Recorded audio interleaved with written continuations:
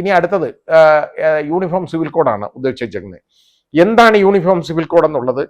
ഇത് അതങ്ങ് വെളി ചാടിയപ്പോൾ അമിത്ഷായുടെ വാചകം, അമിത്ഷായുടെ പ്രസംഗം എന്തായിരുന്നു? അതായത് മുസ്ലിം പേഴ്സണൽ ലോ ഇല്ലാതാക്കുമെന്നാണ്. മനസ്സിലായോ? അപ്പം ഈ യൂണിഫോം സിവിൽ കോഡ് എന്ന് പറയുന്നത് ആരെ ഉദ്ദേശിച്ചാണെന്ന് അത് മനസ്സിലായല്ലോ.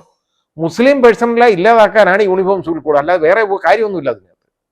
പിന്നെ എന്നാൽ ഹിന്ദു ലോ ഇല്ലാതാക്കും.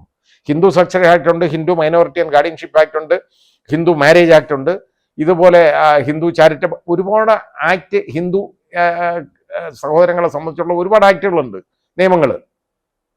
അതൊന്നും ഇല്ലാതാക്കുന്നില്ലല്ലോ. പറയുന്നത് മുസ്ലിം പേഴ്സണൽ ലോ ഇല്ലാതാക്കും എന്നുള്ളതാണ്. അപ്പോൾ യൂണിഫോം സിവിൽ കോഡ് എന്ന് പറയുന്നത് കൊണ്ടുവന്നേക്കുന്നത് ഇവിടെ മുസ്ലിങ്ങൾക്ക് മാത്രം ഉള്ള അവരുടെ വ്യക്തി നിയമം ഇല്ലാതാക്കുക എന്നുള്ള ഉദ്ദേശം മാത്രമാണ് എന്ന് പറഞ്ഞു. അല്ലാതെ യൂണിഫോം സിവിൽ കോഡ് അല്ല, സംതിങ് അഗൻസ്റ്റ് മുസ്ലിംസ്. അതാണ് ഈ പറഞ്ഞു വെച്ചേക്കുന്നത്. ഇതാണ് കാര്യം. ഇനിയൊക്കെ അത് അത്ര എളുപ്പമൊന്നും വിചാരിക്കാൻ പറ്റില്ല. മാത്രമല്ല വേറെ വലിയ പ്രശ്നം ഉണ്ടാവും. ഇതുവരെ ഈ പാർലമെന്റ് അടക്കി ഭരിച്ചിരുന്നത് BJP ആണ്. ഈ കഴിഞ്ഞ 10 വർഷം, അതായത് സ്പീക്കർ എന്ന് പറയുന്നത് BJPയുടെയാണ്. ഇനിയിപ്പോൾ ശ്രീ ചന്ദ്രബാബു നായിഡുമായിട്ടും നിതീഷ് കുമാറുമായിട്ടും ഒക്കെ വിലപേശൽ വരും.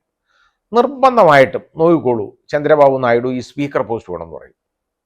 കൊടുക്കാതിരിക്കാൻ ഒക്കത്തില്ല.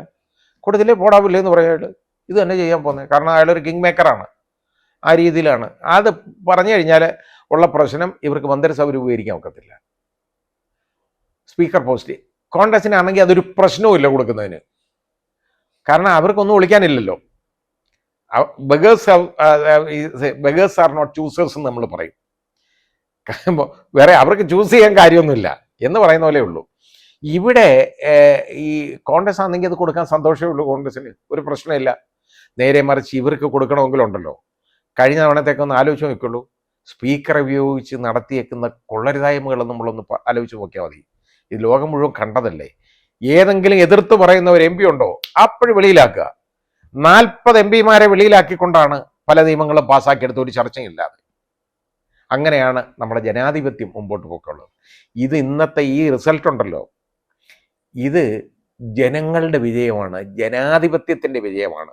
ഈ ജനാധിപത്യം എന്ന് പറയുന്ന നമ്മുടെ രാജ്യത്ത് ഉണ്ട് എന്ന് ഇപ്പോൾ നമുക്കൊന്ന് ആശ്വസിക്കാം. ജനങ്ങളാണ് യജമാനന്മാർ എന്ന് അവർ തെളിയിച്ചേക്കുന്നു എന്ന് നമുക്ക് ആശ്വസിക്കാം.